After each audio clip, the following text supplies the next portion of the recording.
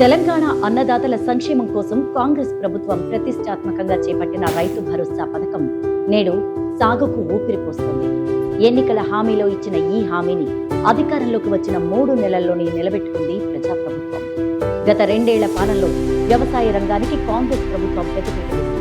2024 నుంచి ఇప్పటి వరకు సుమారుగా 1 లక్ష కోట్లకు పైగా నిధులను రైతుల సంక్షేమం కోసం వెచ్చించింది రేవంత్ సర్కార్. ఇందులో రైతు భరోసా కింద దాదాపుగా 22,000 కోట్లను నేరుగా 69,39,000 మంది రైతుల ఖాతాల్లో జమ చేసిన ప్రభుత్వం తన చిత్తశుద్ధిని చాటుకుంది. ప్రస్తుతం 2025-26 ఆర్థిక సంవత్సరానికి గాను బడ్జెట్ లో రైతు భరోసా పథకం కోసం ప్రభుత్వం ఏకంగా 18,000 కోట్ల రూపాయలు కేటాయించింది. ప్రతి ఎకరాకు ఏడాదికి 12,000 రూపాయలు పెట్టుబడి సాయాన్ని అందిస్తూ సాగు కష్టాల నుంచి రైతులను గట్టెక్కిస్తోంది.